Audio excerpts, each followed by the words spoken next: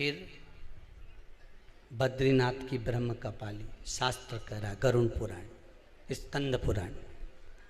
Direct छोड़ जाओगा तो फिर वो जाएगा, कहीं नहीं गया, घर पे ही है।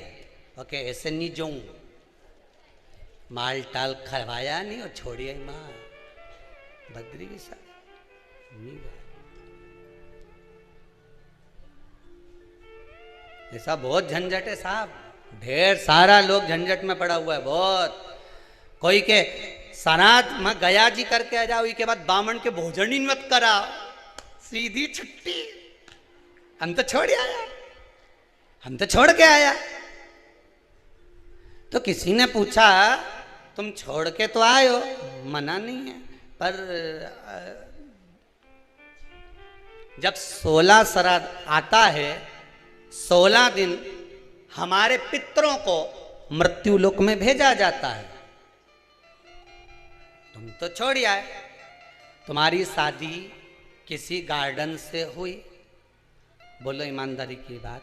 अब गार्डन से हुई तो तुम 50 बार गार्डन के सामने से निकलोगा तो तुमको याद आएगी कि नहीं आएगी? बोलो, ईमानदारी से बोलना। मेरी शादी धर्मशाला से हुई थी, भले वो धर्मशाला की जगह पे दूसरी कॉलोनी बन गई, भले वो धर्मशाला की जगह पे दूसरा कुछ बन गया, भले वो गार्डन की जगह दूसरी चीज बन गई, पर याद तो है नहीं तुम्हें कि यहीं आफत आई थी हमारे? ध्यान में तो है कि इसी गार्डन में मेरी शादी हुई थी, यही धर्मशाला, इसी धर्मशाला में मेरा ब्याह हुआ था। ध्यान में है कि नहीं? जितनी बार निकलोगे तुम्हें वो धर्मशाला याद आएगी, जितनी बार निकलोगे तुम्हें वो गार्डन याद आएगा, जितनी बार निकलोगे तुम्हें वो नजर आएगा कि यहां मेरा विवाह हुआ था, यहां मेरी शादी हुई थी। उसी तरह हमारे पूर्वज हैं, हमारे पितृ हैं, जब जब 16 श्राद्ध में मृत्यु लोक पर पितृलोक से आते हैं, सबसे पहले तुम्हारे ही घर पर जाते हैं, आस लगाकर, विश्वास लगाकर, तुम्हारे ही दरवाजे पर जाकर कुछ मांगने का प्रयास करते, कुछ पाने का प्रयास करते, तुम्हारे दरवाजे। ये फर्ज आपका है, ये फर्ज आपका है कि आप उनको दे रहे हो ना दे रहे हो। ब्राह्मण भोज तो कराना चाहिए, गौ माता को रोटी का दान तो देना चाहिए। शिव महापुराण की कथा यहां तक कहती है, समुद्र मंथन के समय पर देवता राक्षसों ने मिलकर जब मंथन किया, सुमेरु पर्वत को लेकर शेषनाग की नेति बनाकर जब मंथन करना प्रारंभ करा, मंथन करना जब प्रारंभ करते हैं, उस समय पर सबसे पहले अगर कुछ निकली है तो गौ माता निकली। क्या निकली है? गौ माता।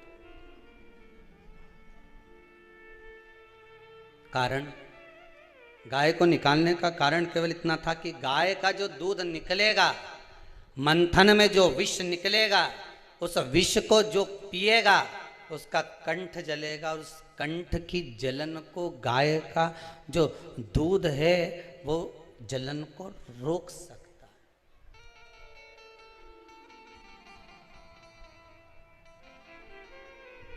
थोड़ा सा कच्चा दूध, कच्चा दूध मतलब तपाया ना हो, आवाज बढ़ा, रिटर्न, थोड़ा सा कच्चा दूध, और अपन अमावस्या के दिन या पितृपक्ष में या ब्राह्मणों को या ब्राह्मण के बच्चे को अमावस्या के दिन दूध पिलाते हैं या दूध का गिलास देते हैं, तो वो पका हुआ नहीं रहता, वो पका हुआ नहीं रहता, वो कच्चा दूध है। पीपल के नीचे जो दूध चढ़ाते हैं वो, जम के बोलते जाओ, कच्चा। शिव जी को जो दूध चढ़ाए वो कच्चा। कहीं पूजन में अगर प्रयोग लिया जाए तो कच्चा। पका हुआ का वर्णन नहीं है कि पका हुआ दूध होना चाहिए, यहाँ तो कच्चे दूध का वर्णन है कि कच्चा दूध, वहां कच्चा दूध चढ़ाया जाता है। किस लिए है? कारण क्या है?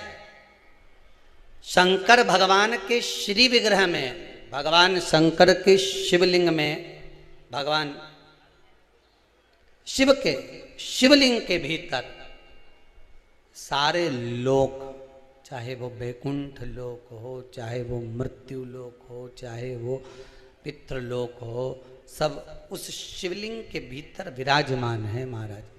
शिवलिंग के भीतर विराजमान है महाराज, शिवलिंग के भीतर सारे के सारे सारे लोग वहां पर विराजमान है। ठीक है,